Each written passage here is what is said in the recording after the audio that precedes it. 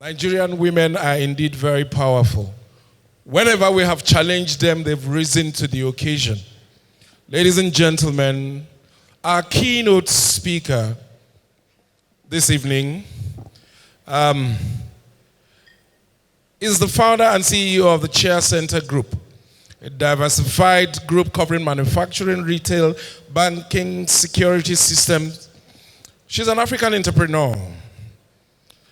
She serves as a chairperson, board member of several corporate and non-profit groups.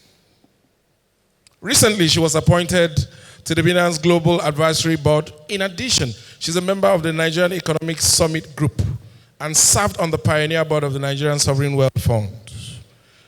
Ladies and gentlemen, this is a woman who occupies so many portfolios, 4 honorary degrees. And one thing she has in common with our group CEO is that they both went to the Great Ife. Ladies and gentlemen, if those hands are free, please, a resounding round of applause as I invite our keynote speaker, Mrs. Ibukun Awosika. Please keep clapping until she gets here. Did I add that she was the first female chairperson of the First Bank of Nigeria Limited? Madam, you're welcome. Thank you very much. Good evening, ladies and gentlemen. Big thank you to the Afrinvest team from Governor Obaseki, His Excellency, who is not here, all the way to my friend IK, His Excellency, the Governor of Edo State, Governor Godwin Obaseki, and I were classmates from the Chief Executive Program at Lagos Business School. In fact, till he went to be governor, I was class president, and he was our class secretary.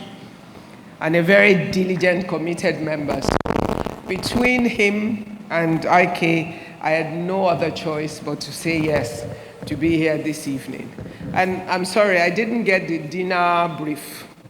You know, I was in between planes and just thought I was coming to a business session until I got here and thought, okay, Sparkle and Banking Sector Report. So I thought, okay, we'll do this the best we can. So I'm dressed in my own dinner. Imagine it. Just imagine my dark flowing gown.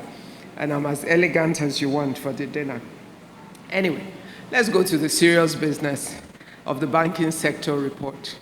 First, I'd like to congratulate Afrinvest for diligence and consistency. In Nigeria, many people don't stay the long haul. They don't do it long enough. They're not deliberate, they're not consistent, and they cannot be trusted to continue to do the right thing. I can say that if you've read the reports over time, and even more importantly, if you read the report for this year, you have to give Afrinvest the kudos for being honest. That's what I said to Biodun when I said the one thing I can say to you is that you guys were not afraid to be honest in making the assessment that you did.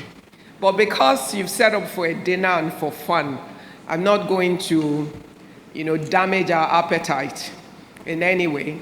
What I will do is I will encourage everyone to take the time to read the report, to get the details.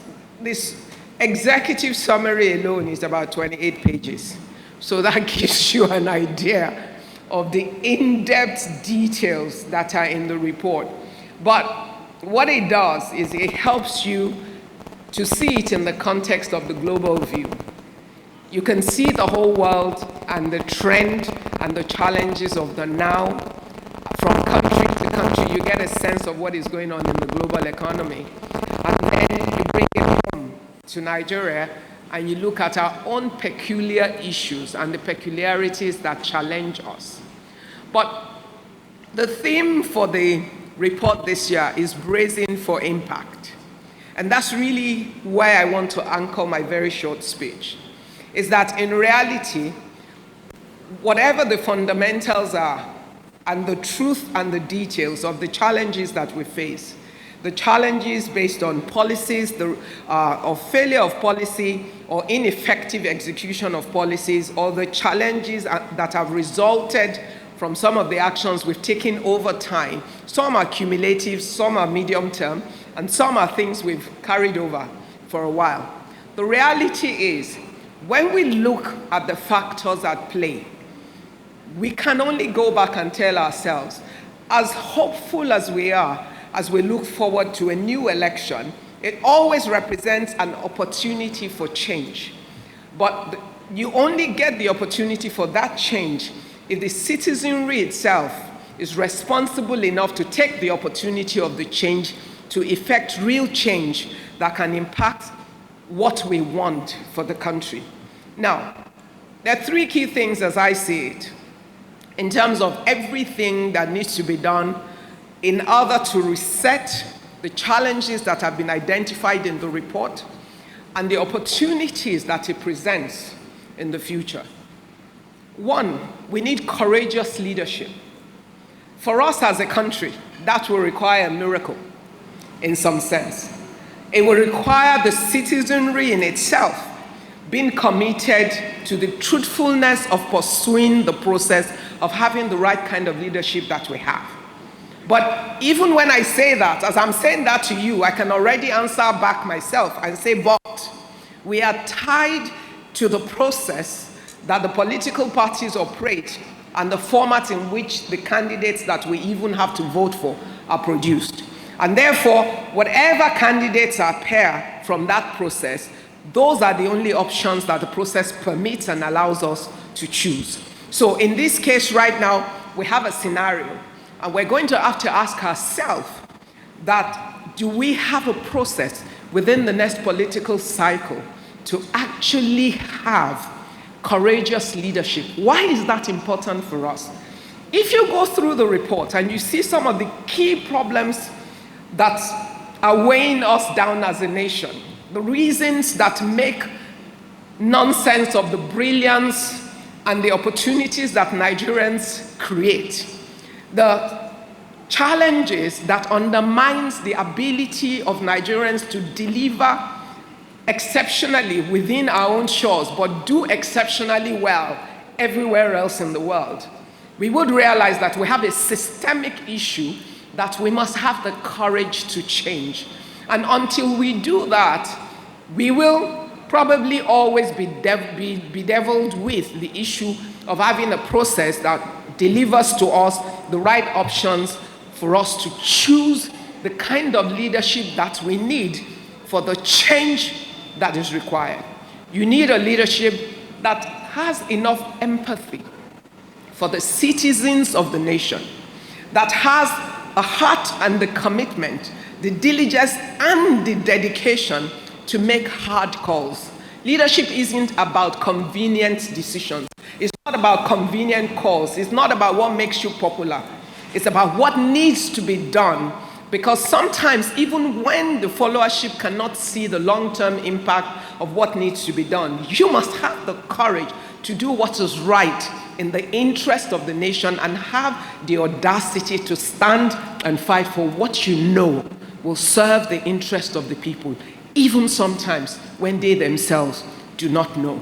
That kind of leadership we need in order to be able to deal with a number of the issues that have been raised in the report. That's when I said we need a miracle. Maybe then you can begin to understand what I mean, because the parameters and the system in itself creates a limitation in terms of our ability to do that. Two, we need to find how to kill Mr. Corruption. Now, the question is how? Because at this point, it's a national problem. It is not just a government problem, it is a national problem. Because the government isn't sitting at every level of our lifestyle. It's not sitting at every level of the life that we live. It's not sitting at every point in the value chain of our country. Manage to pass it down from level to level, from one age group to another. And therefore, we're destroying creativity, entrepreneurship, we're destroying the opportunity for people to give their best and create the best value for our country because the enabling environment is systemically destroyed by our corruption. Corruption is too expensive and it costs us every day. It costs us on the roads when you see cars crash or you drive on a Lagos-Ibadan road or any other road in Nigeria for hours on end, wasting economic hours that you should be using to produce constructively.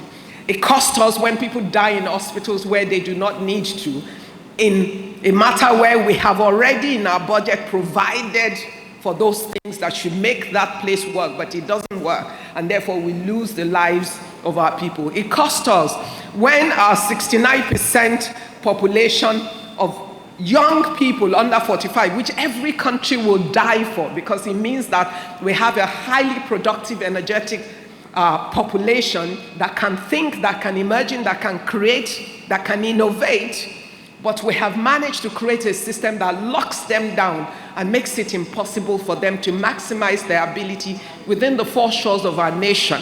But we set them free to fly like birds to every other nation, to be an asset and a gift to those nations, to build those nations. Look, personally, I don't care about Japa. I really don't mind that Nigerians want to go everywhere in the world, because we're enough to go anywhere in the world, create value, take value, and bring the value back. So I don't have a problem with that. If you ask the central bank to give you the correct report, they would tell you that even when we're selling oil well, repatriated funds by Nigerians in diaspora literally matches oil revenue. So we can export human capital. We have a lot of brilliant Nigerian minds, but we must be strategic and deliberate about it and maximize our human capital for the benefit of our country. They are exportable products, so I don't have a problem with that. But right now, people aren't going because of a strategic move. They're going because of lack of everything that they aspire for. And therefore, we're making people lose the dreams and the ability to innovate and to create the next generation of businesses that will help to build the economy of this country, and the next generation of manpower that will help the countries that already exist to survive. Every right-thinking company right now, in every board where I sit, you're seeing human capital reports. I chair REMCOs in some places, and then you're seeing number of levers, and you check where they're going, who is going, and you're trying so hard to find replacement, which means for a while, for the next few years, every company will underperform because they do not have the right human resource to drive the business. Everybody is retraining and rebuilding. We can do that. We can move. We can even decide every year we want to export 1 million people every year. We will do it successfully and we'll make a lot of money for our country. But this is not a strategic move for us. We have not deliberately decided that we want to export people. We have not built a plan and a system around it. We're driving our best minds out because they have lost hope. Now, as a Christian, the Bible says to me that I can hope against hope. That's what drives my faith, makes me go to bed when it's dark, knowing that there will be light in the morning when I wake up. But when the people have no hope, it's worse than shooting them, because really, they might as well be dead in many ways.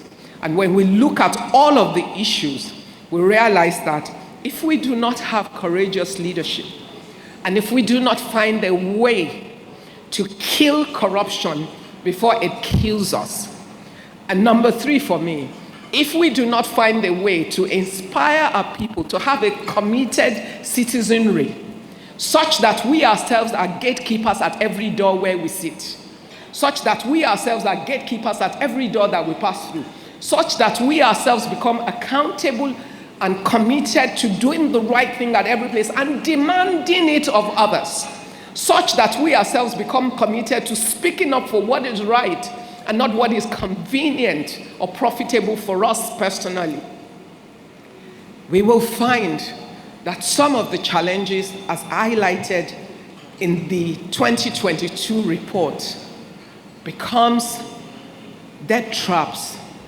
that, even though we have the ability to build a bridge over them and not fall into them, it becomes difficult to imagine how, because there isn't a roadmap that makes it easy for us. Now, I'm an eternal optimist. That's what my husband says. I can never lose hope in Nigeria. There are too many of us for us to lose hope. And I always say, we, as many of you as are in this room, you do not have the right to lose hope. Why? Because you are the privileged ones. If we give up, then we have failed the nation. Because there are many that do not have 0.0001% of the opportunities that we have, and yet they must survive this nation. And if we have an elite consensus that is for the right reasons, that we truly commit to knowing fully well when the country works, it actually works better for all of us. When we build the right institutions, we all benefit. When we build the right economy, it works for all of us, every single one of us, rich and poor. We will build a better country. Because at the end of the day, when you bring out your passport, and it doesn't matter if you have all those other passports, really, when you bring out your green passport, you want to proudly be able to say, I'm a Nigerian. You know, one of the saddest moments I always say, and it's part of how I feel sorry for all those that have to emigrate. If you get to a gathering of Nigerians anywhere in the world, no matter how long they have left, they only have one conversation. And what is that conversation? Nigeria. You can leave Nigeria, but Nigeria never leaves you. What does that tell us? We have an obligation to rebuild this country, to build it well, to do whatever we individuals can to ensure that we can give our country a chance to be what it has everything in it to be. But that will require every single one of us. We can hold the people in public service accountable. We can hold those in different offices accountable. There's a lot of failure across the board. But the integrity at the heart of each and every one of us. And because the banking sector plays a critical role in the economy, we need to challenge the industry and the players in terms of the integrity of the players, the value system of the players, and the values with which they play. But that's never going to happen until we have courageous leadership, we have a committed citizenry, and we ourselves are ready to kill the corruption that seems to show its head at every level, at policy making, in the actions of citizens, and in all the things that we do. And the banking sector is not left out of it at all. And because it's so critical to the economy, we should not, must not permit it to stand. Nigeria will be great before I die, I believe. Thank you very much.